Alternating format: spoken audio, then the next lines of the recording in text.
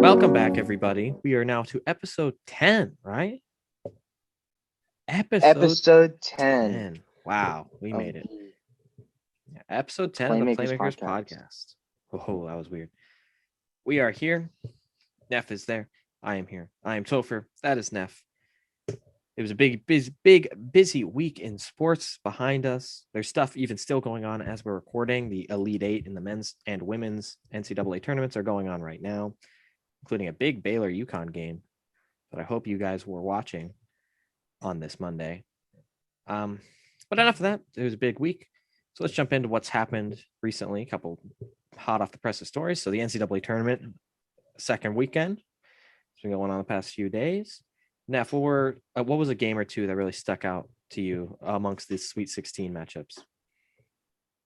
Well,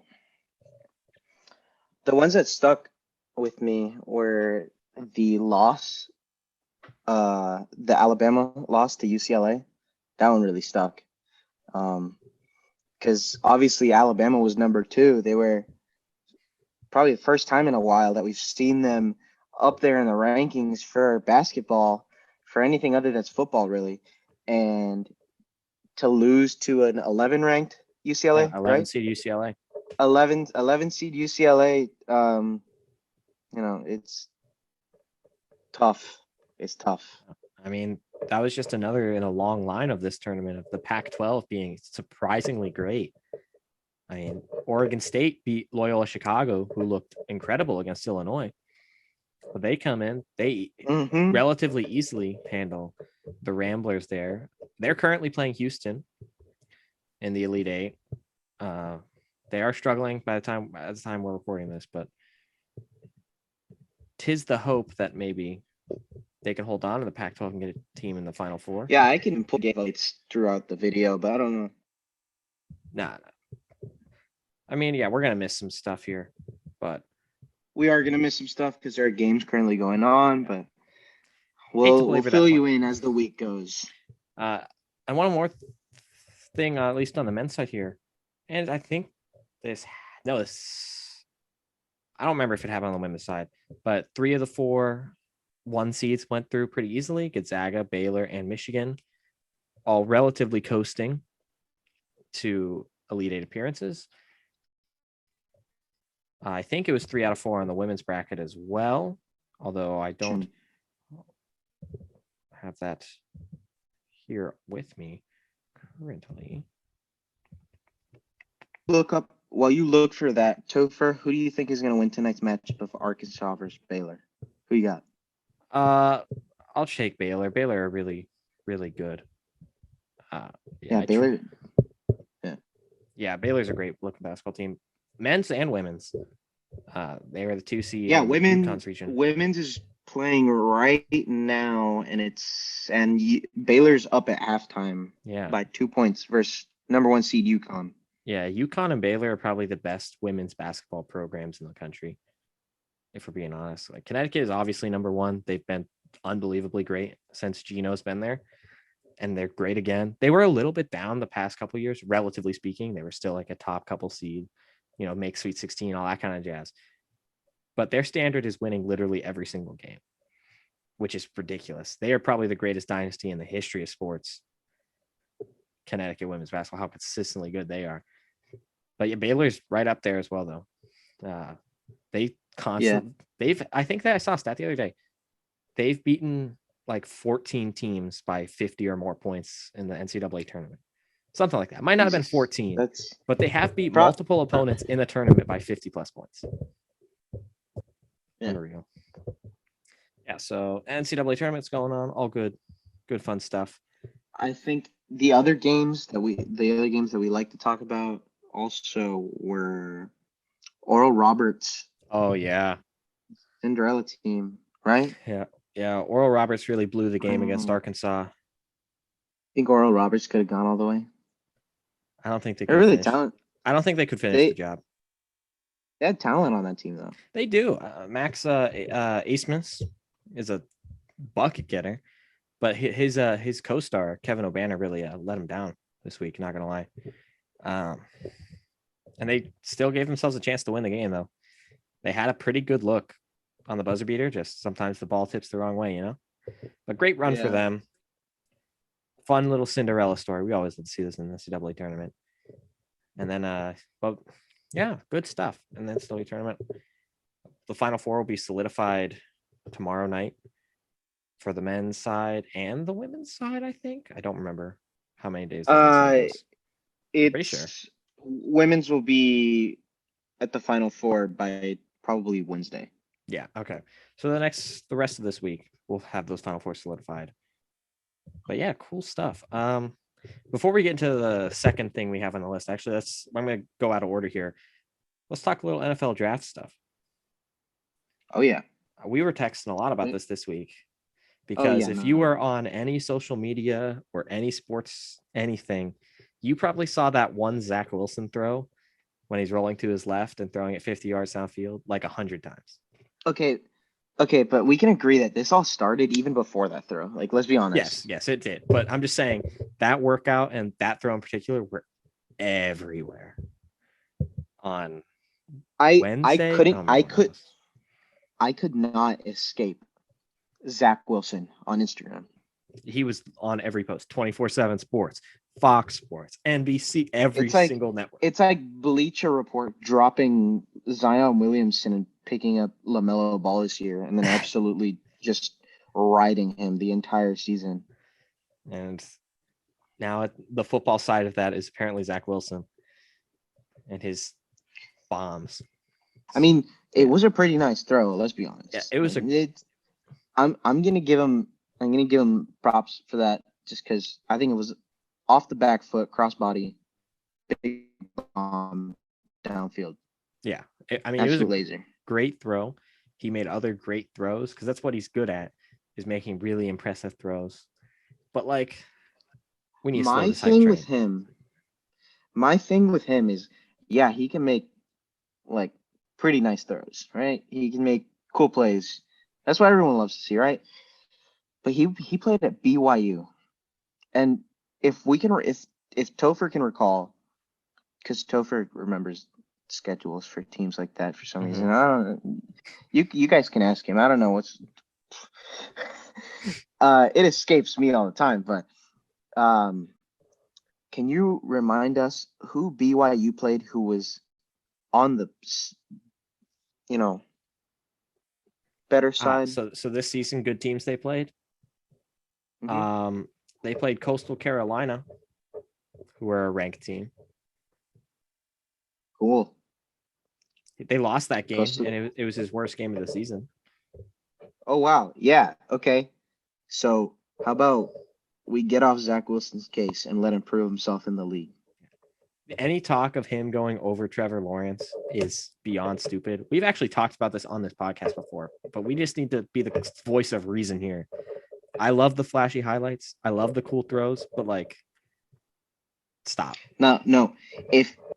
If you're talking about Zach Wilson going over Trevor Lawrence in the draft, I don't know what I have to say to you, because Trevor Lawrence is a God-given talent. Yeah. And a great leader on the field. And he's proved it at the highest level before the NFL, winning national championships, playing in a Power 5 conference, beating the likes of Alabama. Being runner-up for the Heisman. Not runner-up. No, yeah, I think he was runner-up. I think he's been a Heisman finalist before. He might not have. Honestly, there's a chance he wasn't a Heisman finalist, but he's been in that conversation pretty much for 3 years. This year it was Devontae, him. Oh yeah, he was a finalist this year. I forgot that happened. Yep, you're right. Yeah, so yeah, I think he was runner-up because I don't think people voted, or I don't think they voted Mac Jones to be runner-up to Devontae Smith. Yeah, I think that sounds right. Actually, he was definitely top 3 though. But the point is, he's proved at the highest level. And I also want to add this. There is a chance, because there's always a chance with these things, that Zach Wilson is a great quarterback in the NFL, and maybe Trevor Lawrence isn't a great quarterback in the NFL. I think it's unlikely. I wouldn't bet any money on it, but it's a chance. And even if that happens, you would be stupid to take Wilson over Lawrence. You trust what you know. You trust what your eyes told you. You trust what the numbers tell you. You trust what everything tells you, and that is that Trevor Lawrence is that good. Also, he makes a lot of the same throws Zach Wilson can make. Trevor Lawrence is that dude. Yeah. Do you remember his pro day when he threw that absolute 70-yard piss missile to Chris Fink? Yeah, he can do it too, guys. What are we doing here? I have a pretty personal issue here in our next news item, and it pertains to the United States men's soccer program, not the women's soccer program. The women are great. U.S. women's national team is awesome. They win a bunch. Hey guys, get ready because they're great. They know how to win. They have a good winning culture. They have a good culture. Did I mention their culture is good? The women's side. I can't emphasize enough how well run the football operations are of the United States women's national team program. Off the field stuff, they got issues because, again, the U.S. Soccer Federation is an absolute joke. Like, they're a travesty of an organization. But U.S. women's soccer, they know how to run stuff. Now, the men's side. Oh, boy. So yesterday was the semifinals in the men's Olympic qualifying tournament. The United States, we played Honduras, who have been a bit of a thorn in our side at this tournament. Wait, Topher. Yes, sir. Don't you mean Honduras? But yeah, they beat us last time in this tournament, actually. They actually beat the hell out of us last time in this tournament, believe it or not. They beat us like 3-0, but that's beside the point. It was a new day, a new year, a new era, and we fucking joked it. We fucked it up real bad, real bad. You could say in Topher language, it was a big goof. It was a rather large oof, for being honest here. And I put 100% of the blame on two people. They can split the blame here. Jason Kreis, who was the head coach of this team, and U.S. Soccer as an organization. U.S. Soccer, I mostly blame for hiring Jason Kreis to be the coach of this team. Because Jason Kreis is a horrible soccer coach at this level. He just isn't good at this level. He's not good enough. He was at New York City when they got an expansion team in 2015. He was bad. They were a bad team. They fired him. They became a good team because they got a manager who didn't suck. He came to Orlando City in 2017, and we were bad. They were a bad team. They lost a lot of games. 2018 was one of the worst seasons in league history. He got fired. Somehow, he is the coach of the second most important age bracket. Some people argue that, but it's neither here nor there. One of the more important teams in the U.S. men's national team program, and he failed again. He picked a bad team.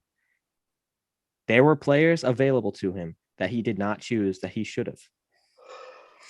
I get he didn't have all the European guys, but there were dudes in MLS, your Eric Williamsons, Jeremy Abobasi. There were options in the league that he could have had and that he brought to training and just didn't use. He didn't call them into the team. So all the problem, whole tournament, was that they had no ideas how to play forward. They didn't know how to score goals. Maybe if they got guys who can link play, got guys who can get in the box, who have experience in big games, scoring goals, creating offense, like a Jeremy Abobasi, maybe they wouldn't look as bad. And even with the guys that we did have, who were also good enough, he used them in the wrong ways. He had bad tactics and didn't know what he was doing. Jason Kreis is a failure. U.S. Soccer Federation is a failure. The men's national team isn't screwed in the future. We have cultural issues. We assume we're better than we are. We assume that we'll just have CONCACAF handed to us on a silver platter, and that teams like Honduras will easily just get out of our way and we'll just crush them, even though they're gritty as hell. They fight tooth and nail. They work really hard, and they have occasionally really skillful and really good players. Like, we have to stop assuming we're better than CONCACAF and stop putting the cart before the horse and do our damn job when we're supposed to and beat the teams we can beat. But we will do that as long as we work on our culture. And then this particular team is just Jason Kreis is bad. I don't know why we hired him. There's no reason for us to have hired Jason Kreis. He's a fucking travesty. I think that's it for my rant. It was a little discordant. I have more on my Twitter where I just pissed away at Jason Kreis and U.S. Soccer. Ugh. Good job, Honduras, though. I don't want to talk like it's just the U.S. failed. Honduras fought really well, and they play well because they know what they're doing, and they want it. They actually want to win this game. They want to be good, and it shows. And the U.S. don't want anything because they're entitled, and it pisses me off. Whatever, it's fine. I'm gonna let you take it away because the top story in the NBA this week pertains to your Oh team yeah. here. So just take it away. So I'm going to introduce you to three teams. First of all, the Nets. They're building a super team. We'll get back to that once I'm done listing. We have the Lakers trying to bring in all-stars to take down the Nets because apparently it's a big riffraff now in the league to build super teams. It's basically an all-star team filled with washed-up players. And the Magic for trading away their I would say their two best assets for probably two of the worst trades that you could have possibly gotten for those players. And I'm going to start with the Magic just because, I'm a Magic fan. So, first of all, I think which trade went first? I think it was the Vooch trade that went I believe first. so. Yeah. I should have it right here. I don't remember who they acquired from. They Chicago. got Otto Porter Jr. and Wendell Carter Jr. And I think their 21 first round pick. And so they did not go after any big man there. I believe that they could have gone after Lowry Markkanen, maybe if they threw in another smaller asset with maybe a pick. Because Lowry Markkanen is relatively young compared to Vooch, and he's also not the worst big man on the court, but he's a big man that you might want on the court because when he gets physical, he will get in your way and he'll run you over to get to when he's driving to the hoop. And secondly, I don't like how all of this was executed in such a short amount of time. I know the trade deadline was coming in, but it was just with Vooch, it was all of a sudden. Like there was nothing going leading up to the Vooch trade. Like the Aaron Gordon actually requested a trade before it happened. And that's where I'm going next. Aaron Gordon traded to the Denver Nuggets for a Gary Harris and I know they got RJ Hampton. RJ Hampton and Gary Harris. Those were the two. I don't think they got a pick from the. They might have, but if it wasn't a very important one. Because boom, there you got three smaller players for two bigger players. Because Aaron Gordon is aggressive when driving to the hoop. Aaron Gordon is everywhere on the court. He is pretty much their source of points, other than Vooch, I would say. He doesn't put up too many points consistently, but he did contribute to the team. Vooch out here playing his best basketball in a while this season, I would say. You got rid of your two big men, and now what are you gonna do? Who you got left? You got John Isaac and you got Mo Bamba, and I think they're both injured, right? Probably. They're always injured. So right now you're really playing small ball, and you're really playing fire here. So I think this entire trade, with those two players for others, was really not a smart idea, and that was just it was. I really, at the end of the day, I don't really know what to say about it. Pretty much, just because they traded away good assets and they didn't care enough to bring in, players that will actually contribute to the team like those two did. Yeah. Yeah. I'll just add a couple things.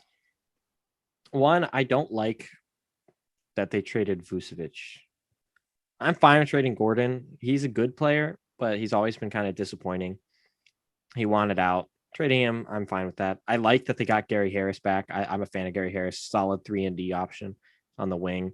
And RJ Hampton, he's like 19. He was a top recruit. He went to go play in Australia. He could be good. He's in his second year, right? First or second year. I think his second year. I might be wrong. I don't No, remember. no. He's a rookie. He's a rookie, I Yeah, think. didn't he? What did He's a he play in rookie. Australia with LaMelo? Well, not with LaMelo, but against LaMelo. Yeah. Okay, that's what I thought. But he could be good. We just don't know. He's young, so it's a fun prospect. Because I think RJ Hampton went in this draft with LaMelo and That sounds right. Anthony Edwards. So yeah, get a good 3-and-D guy and a good young prospect. So I'm okay with that trade. The Vucevic trade, again, I don't like. And I'm okay with the players who came back. They're both kind of disappointing, mediocre. I mean, because Otto Porter had some okay years in Washington. Yeah, I mean, he's had moments. Yeah, I'd agree with that. And Wendell Carter was a top 5 pick at one point. But Vucevic is the best player Orlando has had in a decade since Dwight was here. I think that's fair to say without a doubt. And I just don't think what they got for Vooch is gonna compensate. No. And that's my bigger issue with the trade is that they're tanking. This is a tank to rebuild move. They traded away their 2 best players, including a legit all-star guy. With Vucevic, they can push for the playoffs. Without Vucevic, they're a bottom 5 team in the league. It's that simple. And that's what they want. They want it that way. I respect that they're going for the full rebuild. They want to try again. This core didn't work. But it's always frustrating for a fan. I mean, you're a fan of the team. I'm not really a fan of the team. So I assume it's very frustrating knowing your team's not trying to actively win, but instead trying to piece together a roster for future years. I mean, it's just the thing is they could have at least traded him to a different team that had something for us. Yeah, at least like a higher draft pick, right? Because now the Bulls they're set. They have Kobe White, Zach LaVine, like I said, Lowry Markkanen, and now they have Vooch at the 5 spot. Yeah, that's actually. I mean, that's a pretty sick team. That's a solid team. They're going to struggle defensively, but holy crap, they're going to put up a lot of points. Actually, Lowry is their defender. But I'm just thinking because Zach LaVine and Vooch it's not important. Point. They're going to be a playoff team. So what is this pick? It's going to be what, like the 18th, 20th pick in the draft? That's what they got. 2 mediocre players and a mediocre draft pick. I don't know. I feel like you could have gotten a lottery pick out of him at least. And moving, I'm sorry, we gotta get going. We got so much other things to talk about in the NBA. But yeah, anything else about this Magic trade? No, I think we can move on to either the Lakers or Nets, whoever you want to touch next. I think we'll save the Lakers for last, just because it's not much. Fair point. The Nets, I want to talk about first take the past few days. Max Kellerman, he's a great sports guy. Max Kellerman, I love watching his show. I love the Max Kellerman show. But the things he says about the Nets is just, sometimes it just gets on my nerves, because every time moves are made like this in team sports, they don't work out. Yeah, I get it sometimes. It's a small percentage of the time that big moves like this do not work. Obviously, you have Kyrie, you got James Harden, and you got KD, who are really good friends. And then you got Blake Griffin and DeAndre Jordan, who are former teammates in LA. They don't need any more players. I think I don't know why it's irritating to see guys like the talent that was on the Nets roster, even though it wasn't like all-star talent like KD or Harden. They had some they had some talent. They had some good young players. They had some better. They had some good older players who have been in the league. They've played solid uh, off the bench, um, like Joe Harris. Um, it's now they're picking up LaMarcus Aldridge, who is, I don't want to say he's bad, You can but definitely say he's past LaMarcus it. Aldridge, he's past it. You see it, you see the look in his face. It's just is he's old. He's old. He's a little too old to be playing um in the paint aggressive with the younger, more aggressive players coming into the league. Um so Topher, what do you got to say about all the Blake Griffin and LaMarcus Aldridge pickup for the Nets? Yeah, I'm kind of in your camp. Not that it won't work necessarily, but that it won't move the needle all that much. I mean, Blake has been very injured and pretty bad the past 2 years. His first year in Detroit was excellent. It was an all-pro caliber season. But since then, he's had a lot of injuries. He's really struggled. So even if he comes back a little bit, he's only going to be a good starter, maybe.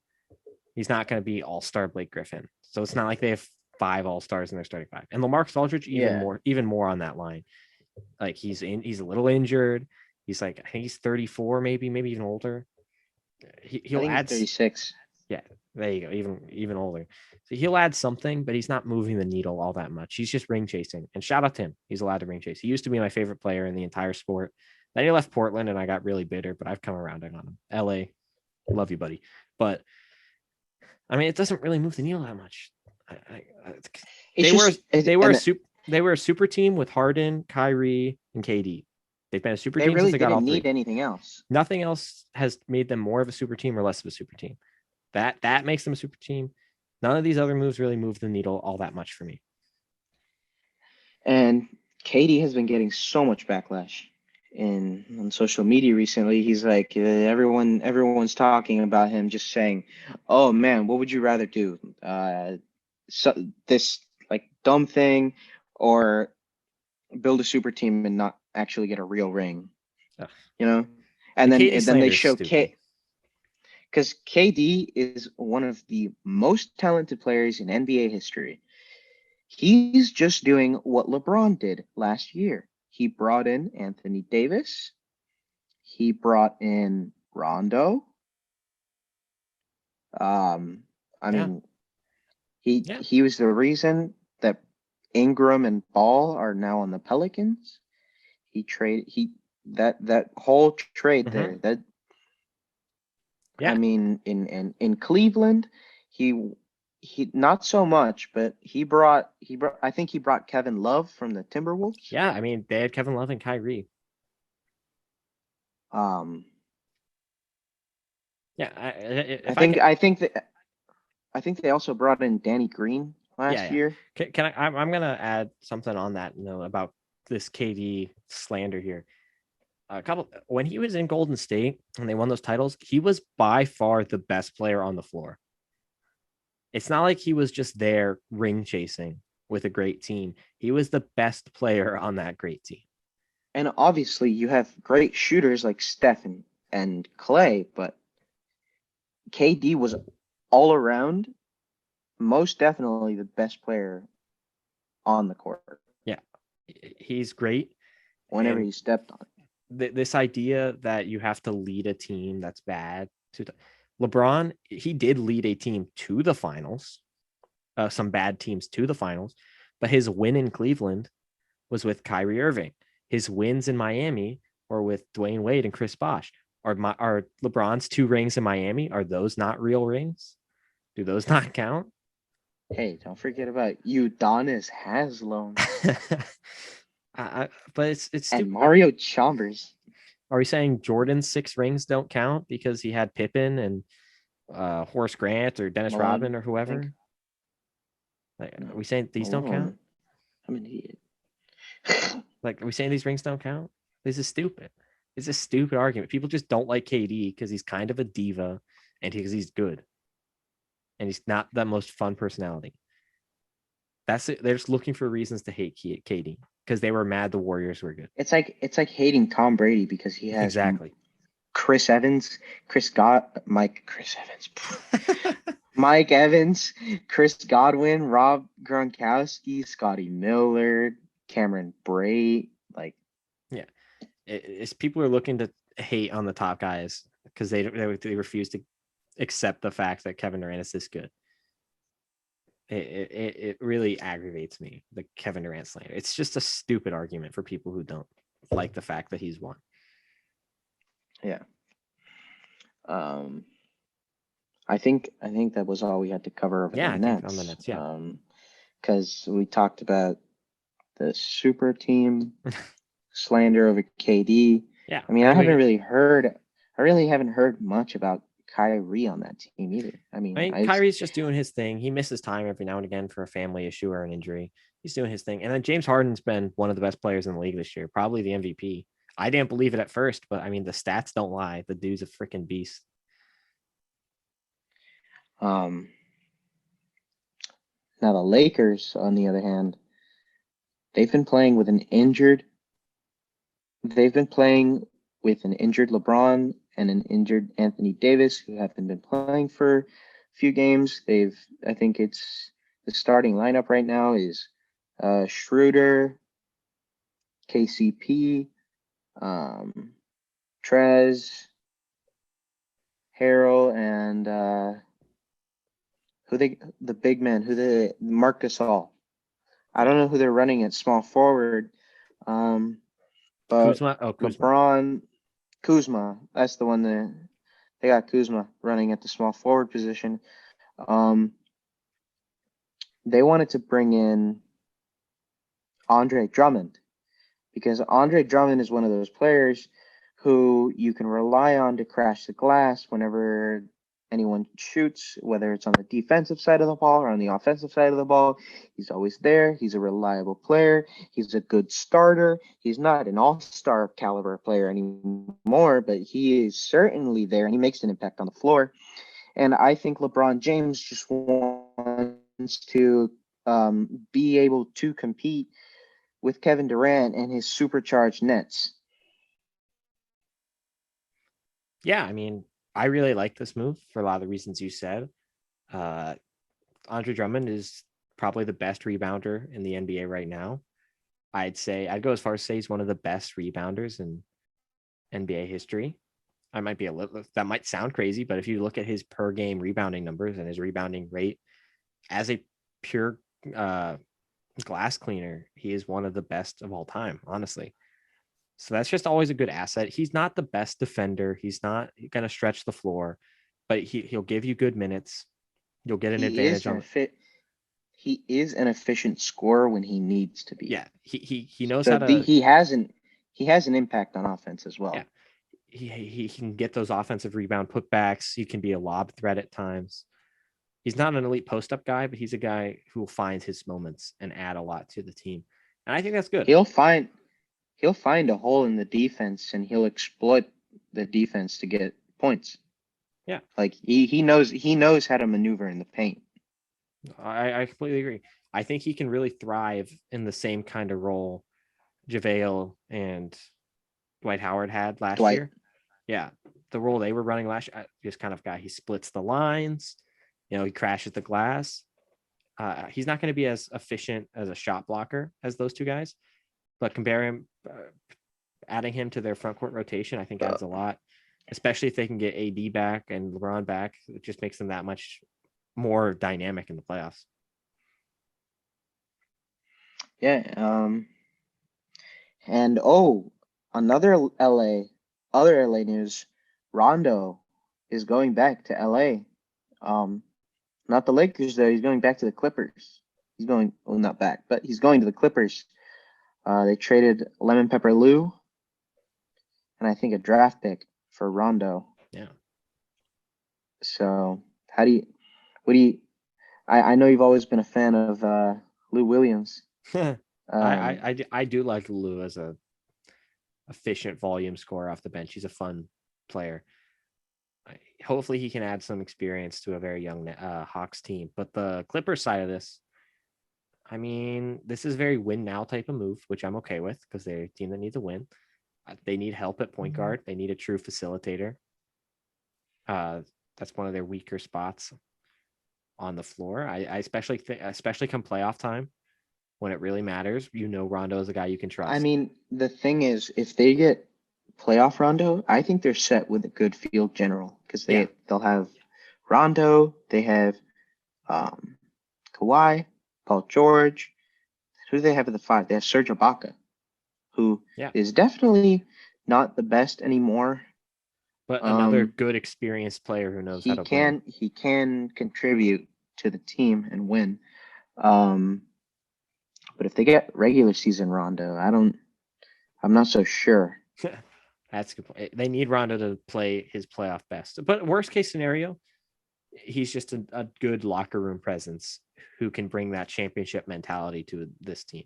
Because outside of Kawhi, he's kind of who has that experience with the Spurs and the Raptors. Like Paul George is a guy who's not been a winner. He hasn't won a lot in his career.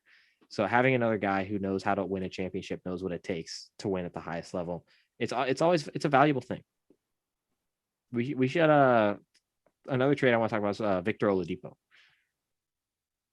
Yeah, so if you saw that trade, I think it was Kelly Olynyk, Avery Bradley, and some draft capital, some pretty insignificant draft capital. It's not even worth mentioning for Victor Oladipo. So basically, the Rockets got nothing for James Harden. Yeah, effectively. They got some mediocre draft picks and some bad role players for James Harden. Which, yikes. Oh, you know who I didn't mention in the Magic? Evan Fournier. Oh, yeah, Evan Fournier. Another starting caliber good player for the Magic who would help them win now, traded for nothing. Yeah. Two second round picks. How tough is it to be a Magic fan knowing your team's actively losing?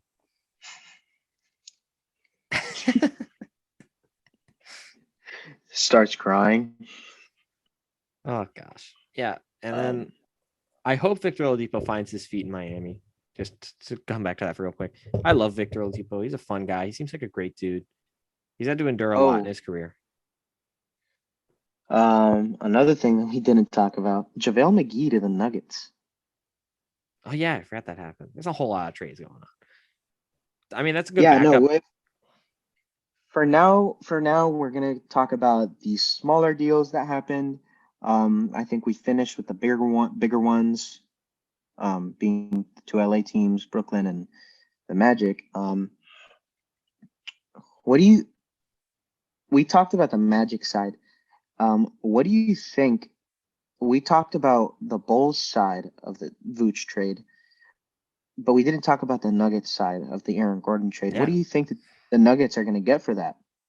Yeah, I'll also tie in JaVale McGee that we just mentioned. He also went to the Nuggets.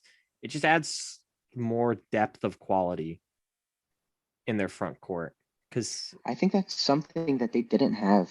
Yeah, not really last year in the bubble. Yeah, they were really reliant on Jokic and Murray to be their inside, and they're really reliant on Murray. It's very much a 2-man show. They lack pure scorers outside that. Their only other scorer is really Michael Porter Jr., who is not very consistent. And Aaron Gordon also isn't that consistent, but he's a little more proven, a little more established. He can get you at least double-digit points every night. And he's a good athlete, which they don't really have that many of, especially in the front court. When you have Jokic and 36-year-old Paul Millsap, they don't have guys who really run the floor, who are really real like lob threats. So they get Aaron Gordon and then they trade for JaVale McGee. So it just adds that extra dynamism to their offense that they didn't really have. And having those multiple ways to play in any sport is super important if you want to win a championship. So they can play their normal offensive set, but now they have guys who can run in transition. Now they have guys who can be aerial threats, lob them up, throw those alley-oops, pick and roll game with Jamal Murray, something like that. It just makes them more of a threat after a kind of disappointing season so far. if these guys start to gel well and Jokic keeps playing at a borderline MVP pace, maybe Jamal Murray starts to pick it back up. They could really do some damage in the playoffs.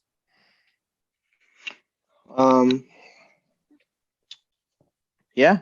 I mean, I think that's some.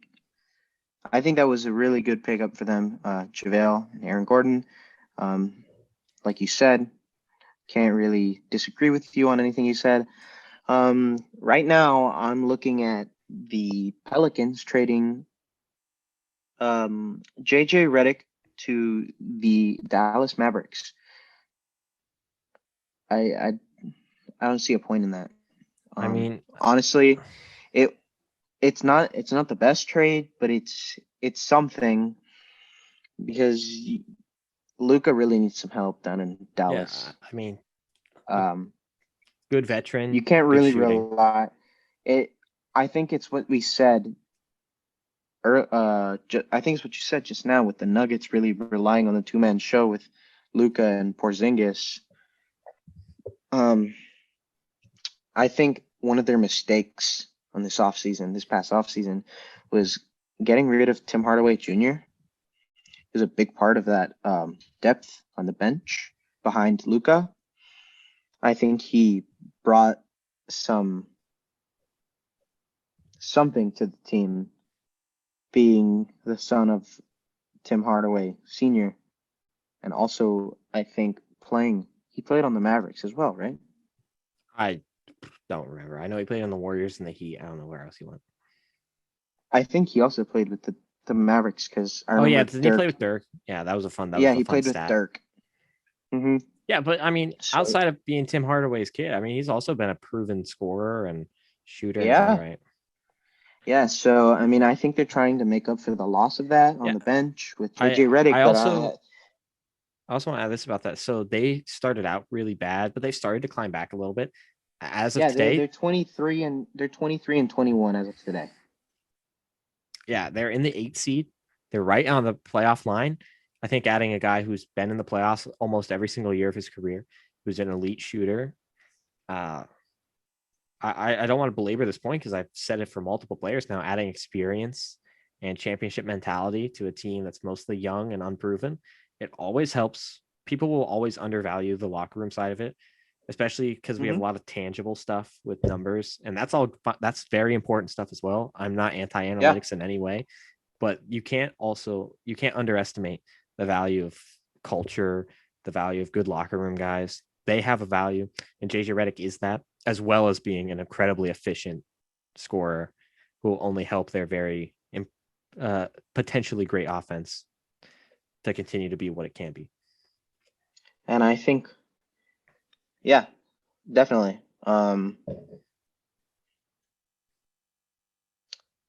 Yeah, totally. Because JJ really does bring something to the table, even though it's really not much, but he does.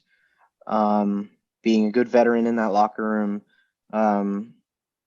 being a good shooter, spot up shooter. Maybe Luka can learn from that, because they really do have this. They really do have similar playing styles. If you think about it, because Luka will just sit on that perimeter and just shoot threes anytime he wants. Really, he'll drive in when he has to, but I think that's going to be a nice person to learn from. Yeah, 100%. To solidify his shot making. Yeah. I think another small one I think this may be the last one that we talk about before something that I want to ask you about, regarding the NBA. Mm-hmm. I think we were both excited to see that Kyle Lowry stayed in Toronto, Tampa. Staying with the Raptors. Yeah. Definitely best player in franchise history. We were talking about this before we started the podcast. It's really him, DeMar, and Vince Carter are the faces. Shout out Chris Bosh too. He can be on the Mount Rushmore if you want. Kyle Lowry's been there for Mount Rushmore has 4 faces. So so this is the Mount Rushmore of the Toronto Raptors. Ready? Vince Carter, for what he started them as. He was the first guy to be a superstar in Toronto. Chris Bosh, he's always going to be underrated for his time in Toronto, but he was a beast. DeMar DeRozan, great scorer, great efficient player, helped lead them to consistent excellence in the East. And Kyle Lowry, same thing with DeMar. He came in as kind of a outcast veteran and became an all-star Hey, caliber point guard for a decade. and hey, he brought him a ring. He brought home a He championship. did. I know people talk a lot about Kawhi, understandably, for that tournament, for that championship, but Kyle Lowry, he was there and he brought home the chip. I love to see guys who are that important to a franchise stay when they're at the end of their careers, because he's admittedly towards the end. He said he said he wanted to stay, right? I think so. Yeah. He didn't want to go anywhere else. Yeah. I love that he is staying. It's the respect given, and it's actually really something amazing being with one team your entire career. Shout out Larry Fitz. Well, he I think he started in like Houston or Memphis, like when he was like a rookie. It's crazy to think. He did. He might have both of those teams, but it's crazy to think because he was just like a mediocre borderline G League guy those years. And then he gets traded or signed by Toronto and he becomes a legit all-star guy. Like he came up with Toronto for so long. And Toronto for a better part of a decade. I mean, a lot of teams could have used but yeah. I remember him always being a problem in 2K. I was like, God damn it. I hate playing against the Raptors. We got Kyle Lowry. It's hard. He's also gritty and tough. He's one of the best like mentality guys, and the way he draws charges is always great. Remember the All-Star game where he drew a charge? That's an all-time moment right there. Comedy gold. Oh god. All right, so now that we talked about all the nice trades, the hated trades that we all, absolutely despise, Magic. I wanted to ask you, who has the most to prove this year? The most to prove? Interesting.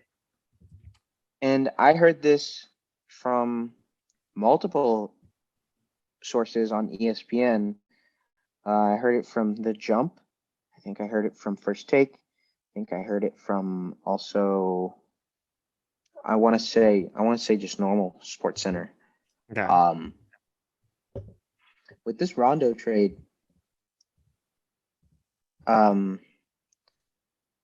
everyone's thinking that Kawhi has the most to prove out of anyone in the league. Because Steve, I think the biggest reason that I'm thinking about this is because Stephen A said if the Clippers don't make it to if the Clippers don't make it, if they even don't make it to the Eastern Conference Finals, Eastern, right? No, Western. I'm an idiot. It's late. We're recording this on a completely different time than we normally do. Just ignore my blunder there. Western Conference. If they even make it to the Western Conference Finals, that entire trade for Kawhi Leonard was an entire bust. Yeah. I was thinking it when you asked me who has the most proof, I was thinking Kawhi. Because we have all these other good teams in the league, and when he came to LA with Paul George, that was supposed to be the super team. That was supposed to be the one, and he has to still prove that. People talked about him, especially when he won that title in Toronto, as a top 3 player in the world with LeBron, with Giannis, with KD, with James Harden. He's in that tier. And I think he is, but he has to prove that still. He has to lead the Clippers in the playoffs. He has to be the guy who they need a bucket to win this game. They need that tenacity. They need to prove it. They need to win games. They need to make it past the first round, second round. I think they need to make the finals, honestly. They need to beat the Lakers in the conference final or whoever they end up playing, probably the Lakers. I don't think they have to win it, especially if it's Brooklyn, who are what they are. But Kawhi needs to lead his team on a run in this playoffs, or else this move. I completely agree with that. Stephen A. Sema is this. What was the point of Paul George and Kawhi Leonard coming to LA if they can't put it together? Yeah, and also, I've also been reading up. People say LeBron is one of the most people that has to prove something, because everyone's always talking about how he only has 4 rings, so he definitely can't. 4, right? He has 2 with Miami, 1 with Cleveland, 1 with LA. Okay, so he's got 4 rings. Everyone's always talking about, wow, is he better than Michael Jordan? Could LeBron James be the best player of all time? Yeah, he could definitely be the best player of all time. But you also have to consider that they played in 2 completely different eras. Michael Jordan may have 6 rings, but LeBron James has really, really put in the work and has been the best basketball player in the world for 17 years. Yeah, 100%. I agree with that a lot. I want to throw out another name, kind of on that same line of reasoning as Giannis. Oh my God, I just Freudian slip there. Same line of reasoning as Kawhi Leonard is Giannis.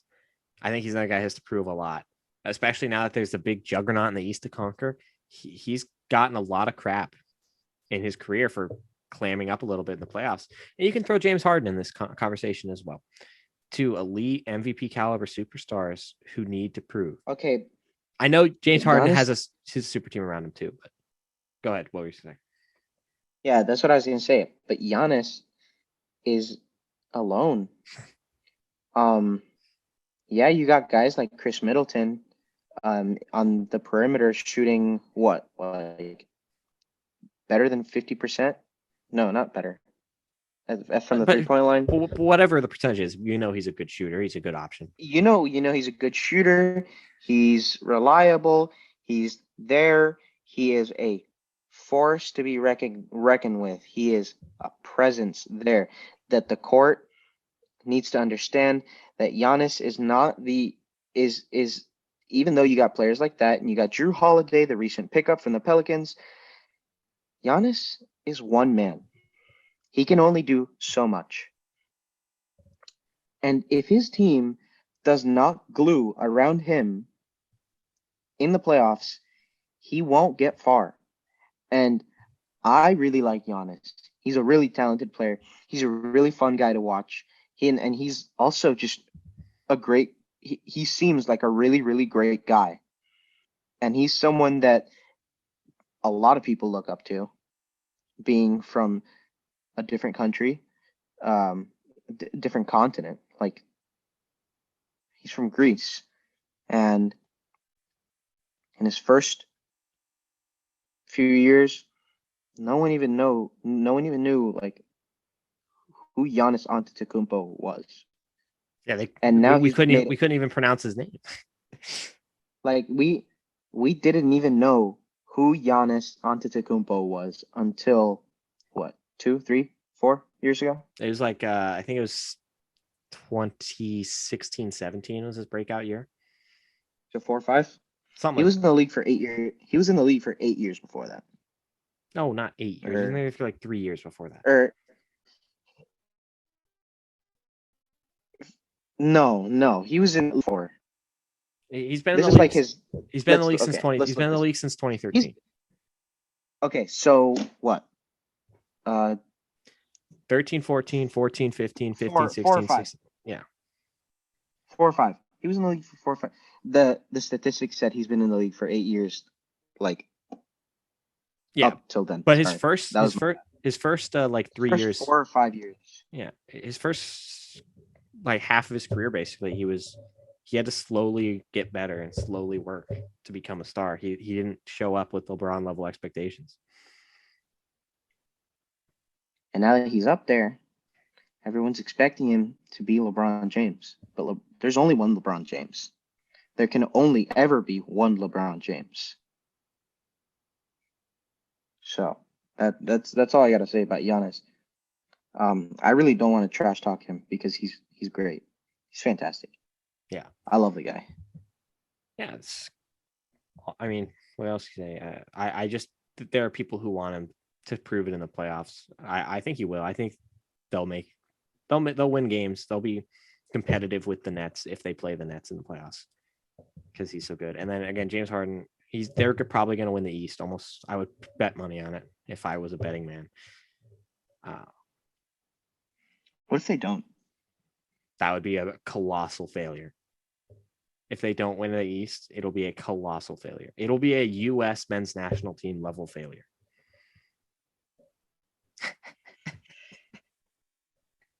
Oh man. That's when you set your expectations that high, you have to deliver. That's just how it goes. All right. You want to get to playmakers? Yes, sir. You want to go first? Should I go first? Yeah, I'll just go first. I'm pretty sure I only have one. Yeah, I do only have one. It comes from our neighbors to the north. Good old Canada. They did not make the original octagonal in CONCACAF World Cup qualifying. So they are in this qualifying preliminary round, which is funny because they're qualifying for the qualifying, which is hilarious. Level of bureaucratic bullcrap that is FIFA, but whatever. So they're playing against some small teams mostly from the Caribbean to make it to World Cup qualifying, and they smashed their first two opponents here. And that large part of that goes to striker Kyle Larin, former Orlando City superstar. I think he's still the club's all-time leading scorer. But he came into Canada. He's had a great year for Besiktas in Turkey. He scored a hat trick in his first game back. And it's funny because they're playing in Orlando because the travel restrictions in Canada. So he was back in the stadium he played in with Orlando City. His first game back playing there since he transferred to Turkey. He scores a hat trick for Canada. So Kyle Larin, one of my favorite players of my youth. Love the guy so much. He's had issues, whatever. He left Orlando City on ceremonious terms. I don't want to hear any of that bull crap. I love the guy. Kyle Larin for life. That's my playmaker of the week. All right, my playmaker of the week.